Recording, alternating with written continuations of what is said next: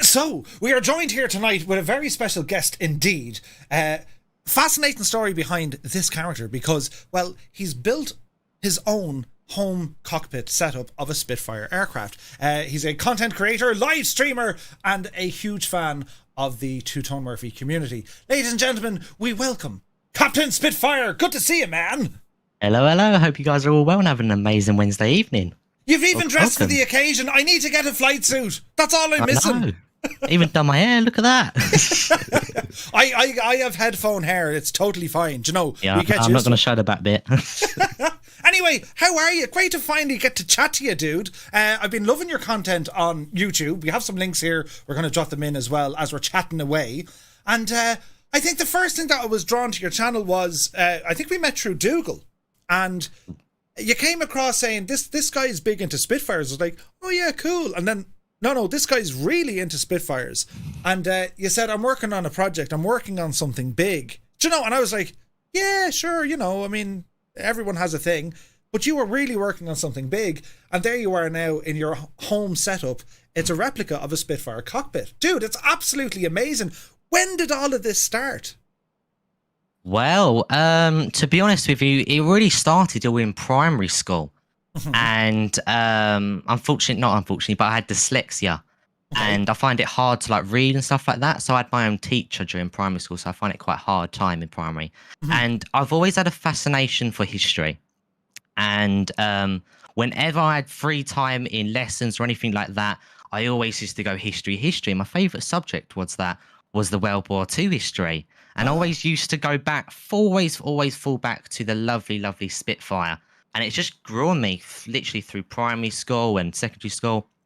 And really involved into that. And recently, back in 2019, I came across a YouTube video, which was Flying Irons, Spitfire.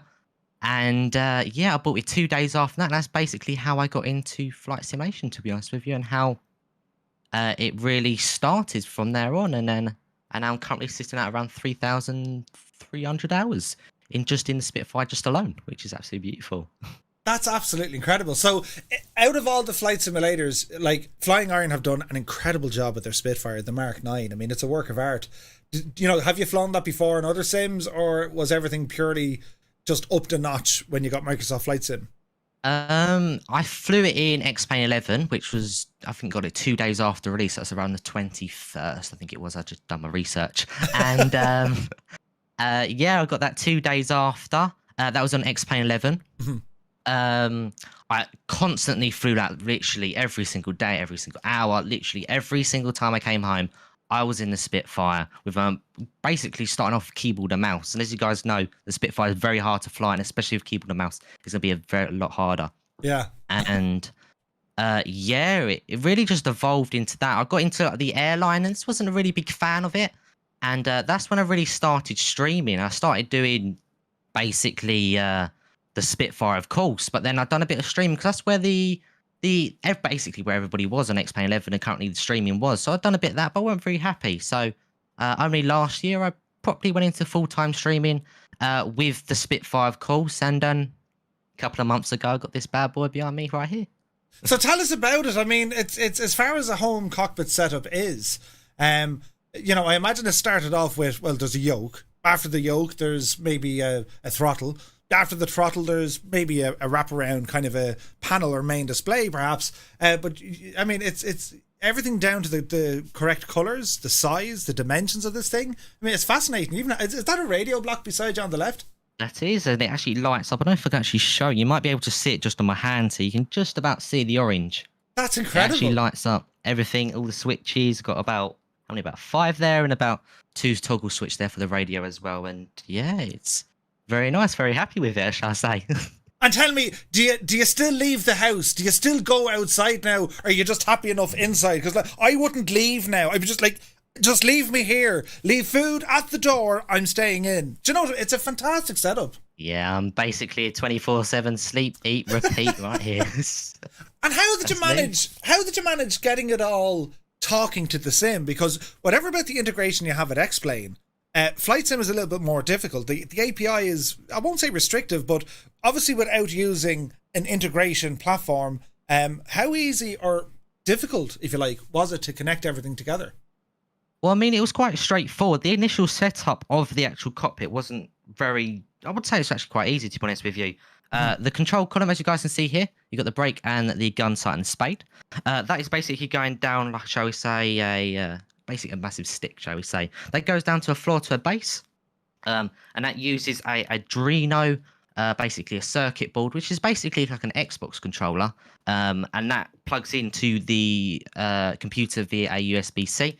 That's the same on here. All the cables go into the radio control panel here and comes out with here. The initial setup with the actual desk itself was with a clamp. You might be able to just sit here with a support bar. Unfortunately, that will be going very, very soon because we're going to be making a full fuselage, including the door, and I will have to jump into the cockpit. So it will be an absolute pain to build, but exciting for the viewers and stuff like that. But actually, talking to the simulator, I use FSUIPC. Literally straight install, and you just basically tell this axis is this is this.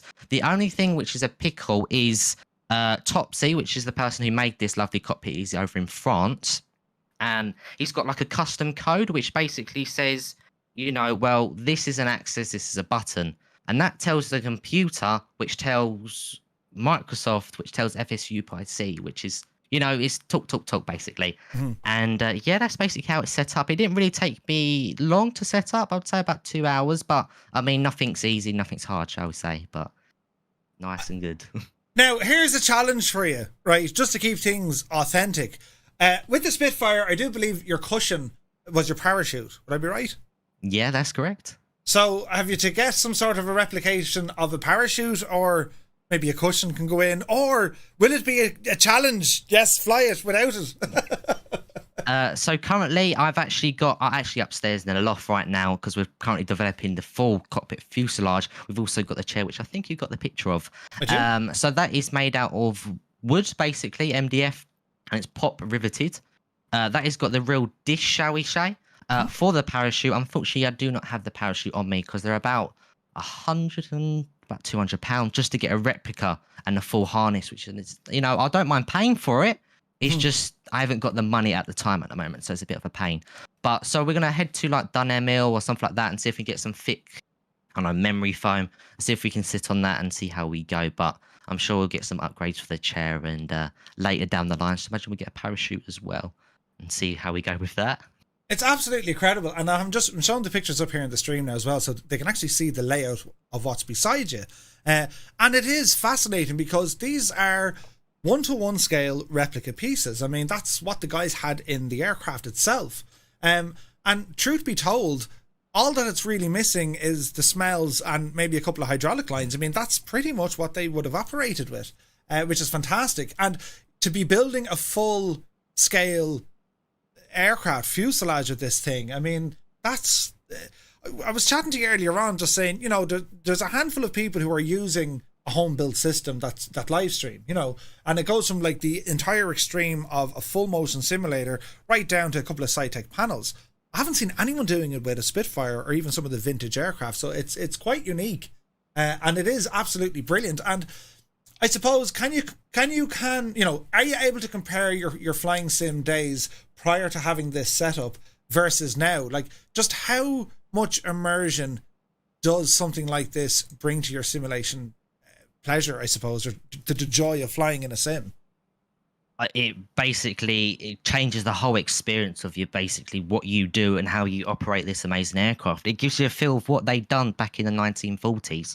But comparing it to just a keyboard and mouse, which I was on an iMac, which, it wasn't the best. Yeah. And, controlling a Spitfire just with your mouse, it's like, what are you doing? It's basically one-way trip. It does take some time to get used to. As you guys can see, it is a bit of a movement, shall we say. You can bring it all to your belly and away to the chair right there. But again, it does take some time to get used to the sensitivity, but it does give you an idea on what they went through back in the 1940s. And is there anything in this setup that just doesn't work yet, like a fuel shut-off valve, or is everything functional, or at least is there a plan to get everything functional? So everything functional, what you guys can see, especially in the webcam and also what Murph's is streaming right now. Everything else is functional, including the radio panels. I actually use that for flaps, gear, and camera changes. Basically, I've got triggers, I've got safety. Literally everything you can think of at the moment is working. I do plan on expanding. As you guys see, I'll basically make the full fuselage. Maybe some wings. I know might need to talk to my dad about that, see if we can get it outside the house. But yeah, it's going to be a big project. I'm aiming to get the right-hand panel, which includes the landing gear and some other bits and bobs. I currently have the engine starters just in front of me, which is just about there, I would say. They're two little buttons. Use V for victory. Get them on, and that'll start the lovely Merlin engine. Nice. But yeah, if I need the fuel, primer, and stuff like that, we'll be expanding. It's just a question of time at the moment, but what you see currently is working. And tell me, like, your passion kind of goes beyond just the aircraft setup that you have there. Like, you are in a jumpsuit, and it's no ordinary jumpsuit. I mean, this is something you put together yourself, and you have some fantastic badges on it. What can you tell us about it? So this is the Aircrew Mark 15. I think I can't remember what company it's from, but I imagine if you put it on Google, and you'll probably find it. Got this from Duxford Airshow back last year in 2021. You might have seen some videos and stuff like that. So there's quite a lot of story about. So these are from Amazon. Nothing special there. I actually went through a 2-week process of contacting real-world Spitfire pilots, including Matt Jones. He's the one that flew Gertie. Wow.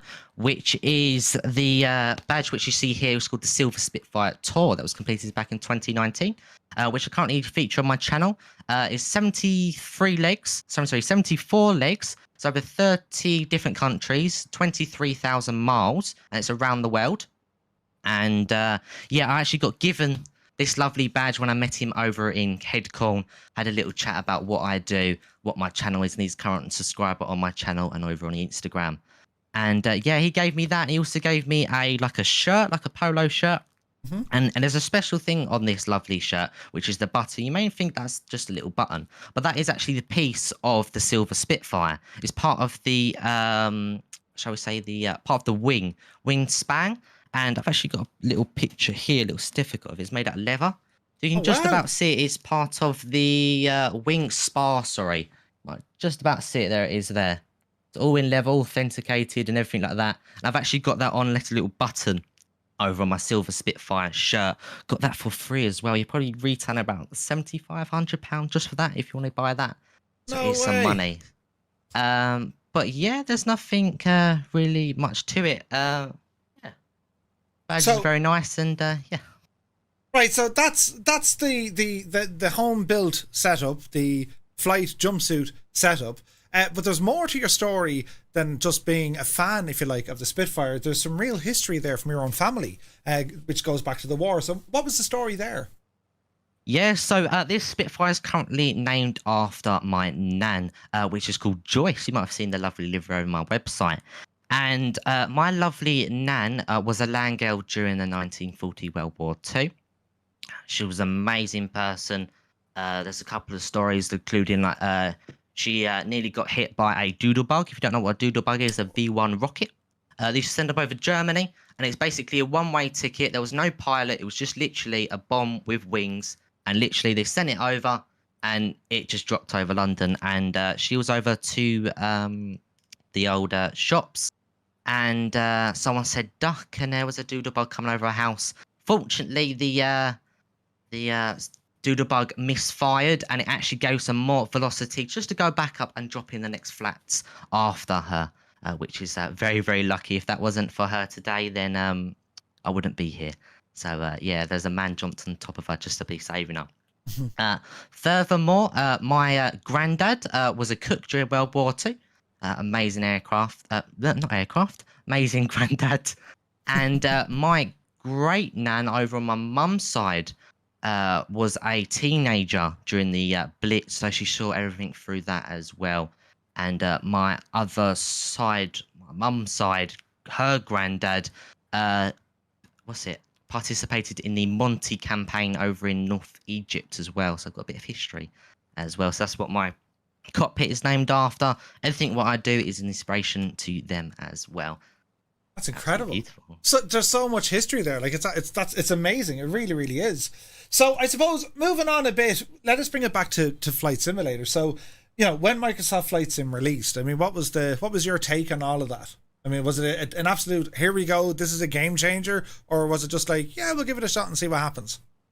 I was quite in between, to be honest with you, because I was still in that airliner phase due to my streaming and stuff like that. I wasn't very happy with the airliners. I was a bit, you know, I wasn't in my comfort. I wasn't, you know, where I am now, shall we say, taking down all the bandits and stuff like that.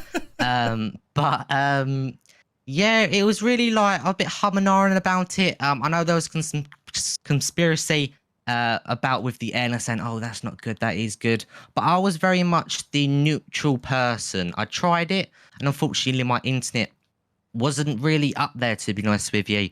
And about 3 months later, I found out it was actually my motherboard was the issue. There's nothing wrong with the simulator. Oh. So, but yeah, since then, I've literally jumped into the sim. Ever since the Spitfire came out, I've basically, you know, put in all my hours and absolutely loved her every single bit. So ever since then, I thought it was an amazing simulator, especially you can fly with your friends, and what you're doing now, which is absolutely beautiful. It's great, Craig. It is mighty, Craig. So when it comes to your live streaming, you know, you have a kind of a predefined mission at the moment that you're trying to replicate and complete. But when it comes to planning your flights, I mean, do you approach live streaming as, okay, you know, I got to do this because I think this is important to be seen? Or is it very much, I'm just going to go flying and it's going to be fun? To be honest with you, I was quite in love with the Silver Spitfire, and especially when I met Matt Jones, which is a beautiful pilot. And I just thought, why don't I recreate that inside the simulator? Because I've actually done this 4 times, believe it or not, ever since X-Plane. So I've done a good fair mile, shall we say, gone a lot of countries. And it was really like, why don't I show people, you know, what this is actually about and how iconic this aircraft is? Because you never see a Spitfire, shall we say, in Asia or, you know, other countries. So it's good to see, especially in a simulator, when a Spitfire flies over your head. I know I get a lot of recognition, especially when I'm in the southeast over in Kent in a simulator. I do see, I just pull up to people's wings and they go, oh my God, and stuff like that. So, yeah, I just really, it was just the pieces fell into part, really, to be honest with you. But I've got some fair bits planned after the trip as well. Nice. So do you have, you know, is there certain places that you like to fly in the sim? Is there certain regions that you're just like, just put me there, I'm going to be happy flying there myself? You know, is there any particular countries you like flying in, or you're just kind of happy to explore the world? Well, of course, the iconic Spitfire is from the England, the UK. So I do fly a lot over in the UK, over in the south coast. But basically, my home base, shall we say, is over in Biggin Hill. That is where I do all my flights, basically depart from, or, you know, if I'm basically testing any aircraft in a simulator, my go-to place is Biggin Hill. And then furthermore, it'd probably be over in the Caribbean, anywhere around there, probably Princess Juliana or anything like that, just for the sun and get my suntan. Absolutely, nice. And same question then for the real world. Where is Captain Spitfire most happy? Did you get a chance? Have you done much traveling yet? Have you seen different places in the world yet? Or is there somewhere that you're saying, oh, I got to go there? I do hang a lot, again, around Biggin Hill Airport. I go to places like Duxford, you know, Headcorn and stuff like that. But really, trip-wise, I probably went to Egypt, Mexico, and I'm planning, I want to go to the Caribbean, but I know that's a bit of money. So we'll see what Mum and Dad says about that. But anything related to the Spitfire, I'm always at Biggin Hill, always talking to the guys down there at Restoration Company and stuff like that, which is absolutely beautiful. Nice. So moving on to your favourite aircraft. Now, we might say, yes, it is the Spitfire, but is there a particular model? Is it the Mark 9? Is it a Mark 10? Like, what's your absolute favourite Spit? Well, I really fall in love with the Mark 9 because it's especially been modelled across multiple simulators. But a lot of the veterans love the aircraft as well. They rather have the Mark 9 over the Mark 24 because it's just a nice feeling. It's like an overall feeling. It's just nice. It's not too much power. It's not too less. It's just perfect. There's nothing wrong with it. They haven't changed the look. It's just right. So it's just something I fell in love with, and something that's easy to, you know, just jump up in and stuff like that. So I would say the Mark 9 is my beauty. So from your airliner days before you kind of hung up the hat, did you have a favorite airliner? Was there a particular, jetliner you were happy to fly? Oh, I would say it was probably the 737 because it's, why not? um, but I did love this. Oh no, airliner. Oh, shall we say? I think when I builds came out with their A300. I did love that because nice and retro and it was very, very well modelled. A bit expensive, shall we say. But it was a very, very nice aircraft. Nice. And what about the general aviation aircraft? Do you have anything in there that you'd say, yeah, I like flying them? Oh, I do love the Cessna 152. Nice and retro, shall we say. She's beautiful, nice and old looking. You can take her anywhere, nice and slow. And it's just amazing sound, especially the default one, which ASBO and Microsoft has provided for us. But I know Just Flight has maybe got one out or working on one. I know that's really, really good as well. Yeah, I think they put one into X-Plane, I think. Yeah, they did. That's probably what I'm thinking of. Yeah, it was super though. It was super. So moving on, you're doing great so far now. So far, everything's going brilliantly, right? You're doing well. So we just chill now. Everything's going grand. But then now we crank it up a notch, right? So, music. Are you into music? I wouldn't say I've got any specific category or artist, shall we say. But I do like going back to like the World War era, so Vera Lynn, all the Blitz hits, shall we say. Yeah. But then I like going modern day as well, so I do like a bit of clubbing music, having a little dance in my room, shall we say. So I'm a bit of a, a bit of a boogie, so a bit of clubbing music. But there's nothing really specific, shall we say, it's a go-to person I'll go to. It's basically play this and see what comes on. Yeah, no, it's absolutely. I have to say, like the old vintage music, the era of kind of in and around the Second World War, that sort of music, especially if you're flying the sim in a Warbird and you've all the kit there. You're pretty much living the niceties of the era. Like it's pretty awesome indeed. It's getting serious now, right? Your favorite food or meal? Is there something that Captain Spitfire says, "Give me them and plenty of them. I wanted yesterday and I want more tomorrow"? Or it would either be Italian food, so pizza, pasta, basically anything Italian, or a nice kebab, I would say. A nice, lovely kebab, especially when you have a drink as well. That does wonders. We were talking about kebabs the other night. Oh, I would have got up in the middle of the night just to go and get a kebab, but sure, look at what can you do? Kebab for the win and Italian food. An Italian kebab. It could happen. What about movies or genres or TV shows? I mean, is there anything that kind of stands out for you that you would have got a lot of inspiration from? Have you watched the likes of, say, maybe Band of Brothers or... I would say favourite movie would either be Dunkirk, Battle of Britain and The Darkest Hour. Nice, lovely World War II movies. Dunkirk carries basically what happened, basically the Dunkirk campaign. Where they fled over to the UK, escaping France. Battle of Britain, it's in its name. And The Darkest Hour, which is quite new, I'd say it's come out in 2020, I'd say. And it's all on Churchill's side of things. And you basically see what he'd done in the war offices, what he faced, basically what he'd done during the war. But I do like watching a bit of documentaries as well. Oh, nice. Did you see the Ewan Mcgregor documentaries on YouTube? So Ewan McGregor, his brother, flies the Spitfire. And if you haven't seen it, you have to see it. Just type in on YouTube, Ewan McGregor, Spitfire. And then the follow-on to that was they go and visit Bomber Command and they go up in a Lancaster. It's excellent. He starts off in like a Tiger Moth, then he goes somewhere else and somewhere else. Really, really good. But yeah, look, I'm the same. Any and all documentaries when it comes to, especially in and around the Second World War, absolutely love them.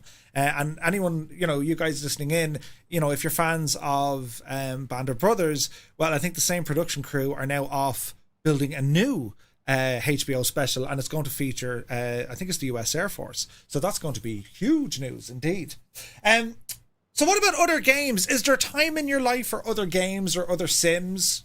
Do you game much? It's either basically whenever I've got basically time, to be honest with you. I do like playing the Blizzard games, so that is like Overwatch and stuff like that. That's whenever I've got time, but I currently do a sport as well, which is ice hockey over in the UK, which is quite unusual for an English person to play basically a winter sport, shall we say. But yeah, I do ice hockey in my spare time. So I'm basically training about 4 times a week currently. Oh, nice. So it's taken up basically most of my time. But yeah, whenever I've got time, I'm always on the sim or on Overwatch. Ice hockey for the win. What about vehicles outside of the majestic Spitfire? Is there any into cars maybe or bikes? Is there something that you're like, oh, look at that, I need one of those? Well, funny thing is, I've always been a lover of Transformers. Now, I do love the Bumblebee, which is the Corvette Camaro, and I've always loved her. And one day, fingers crossed, maybe I'll have her in my hands. But that is the go-to Corvette Camaro. Fantastic. Right, we're moving. So far, brilliant. Really, really good. Now you're laughing, right? I'm going to ask you, do you have a bucket list? Which I'm sure you do. We all do at some stage. Or if you're very lucky, maybe you've done all the things you wanted to do in life. But if you have something on your bucket list, would you mind sharing something with us? Is there something that you just really love to do? Yes, I've got a couple actually. It's all related to Spitfire, of course. First one would be especially flying a Spitfire. Currently, I'm too young. I've sat in loads of Spitfires, including the silver Spitfire Golf in the Romeo Tang Yankee, which you saw in the photo as well. And yeah, that was quite exclusive. So I'd love to fly in a Spitfire and possibly fly one. Another one would be actually get a license to fly the Spitfire. I know it's possible down here in the UK, over in the Goodwood Aerodrome. And it costs a bit of money, shall we say. So I'd need to get my PPL and then advance up to the Spitfire license. But that is possible, and I've been doing my research on doing it. So that will be something to do as well. I mean, could you imagine? Like, I mean, yeah. Then I'd have to ring you up someday and say, hey, how's that? You got it, grand. Listen, I'm going to be over the weekend, you know. It'll be grand. Fantastic stuff. Right. It's about to get super serious now, right? And before we get into this, I'm going to invite the chat. If you have any questions for Captain Spitfire, now is the time to drop them into the chat. But we're now going to move on to the quick fire round. This is where you clear your mind of all thoughts, all measure of intelligence. Let it leave. Just out it goes. And the questions I'm going to ask you require just a reflex answer. You ready? Ready. You sure now? Well, yeah. Okay. Right, here we go. First question. Tea or coffee? Coffee. Ooh. Sweet or savoury? Sweet. Night or day? Ooh, let's go day. Ooh. Crisps or popcorn? Popcorn. Boeing or Airbus? Boeing. Piper or Cessna? Cessna. Map or GPS? Map. IFR or VFR? VFR. Coke or Pepsi? Coke. Soccer or rugby? Rugby. The most important question of them all. You only get one chance at this. Pineapple on pizza, yay or nay? Yay. Yes! A believer! Another believer! It's great success! Half the crowd just went, oh, but the other half went, yeah! Brilliant. That is the right answer. Well done, well done. Cats or dogs? Dogs. Joystick or yoke? Joystick. Do you have any cats or dogs? I do. I used to own 2 German Shepherds. Ooh. Fortunately, they passed away, and now I've owned a Greyhound. And what's the Greyhound's name? It used to. Our racing name was Joy's Bangers. Joy's Bangers, okay. But her current name is Lily. Lily. That's a great name for a dog. Come on, Lily. But a racing Greyhound, fierce handy. Yeah, fierce handy. What was the first concert you ever attended? I've actually never been to one. I'm Really? too young. I'm too young. Especially for some of them. Is there a concert you'd like to attend? Probably anything up the O2, to be honest with you. Anything get me going, have a nice drink and stuff like that. I'll be as happy as anything. Absolutely. Your favourite subject in school? So I'm currently in school at the moment, just currently finishing my secondary school. and further going into engineering, being probably an aircraft engineer or probably going to the RAF. Oh, wow. Just going down Fantastic. that route.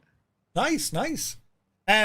So is that your dream career? That's it. Get into the RAF, maybe from the engineering side or indeed the piloting side. That's where you're fixated and focused on for the moment. It's a bit of both, to be honest with you. My aim dream is to work in a restoration hangar, which is basically not a surprise at this point. But I've got some advice from basically all the engineers and all the pilots, and they said possibly going to the RAF or get an apprentice on,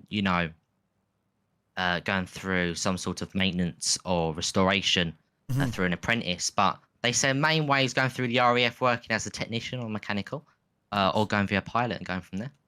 That'd be incredible. Absolutely incredible. Like the day I was in Duxford with Mr. Two-Tone Jr., and indeed they were a good friend, Grafton 11.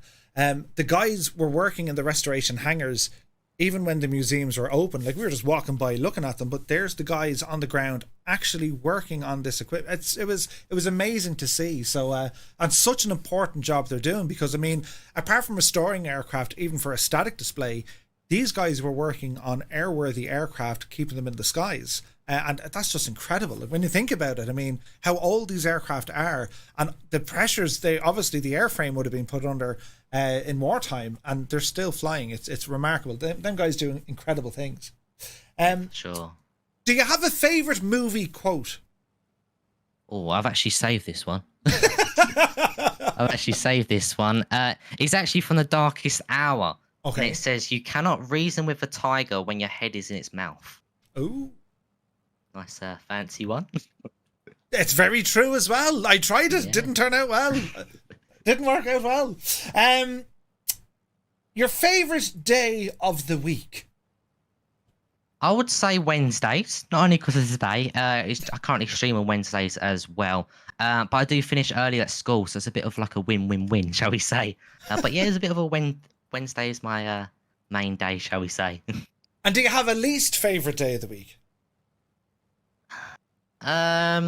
Probably Sundays, only because I've got to go back to school on the Monday. So I've got to get ready, go back to sleep early and all that, even though I don't, but Fantastic.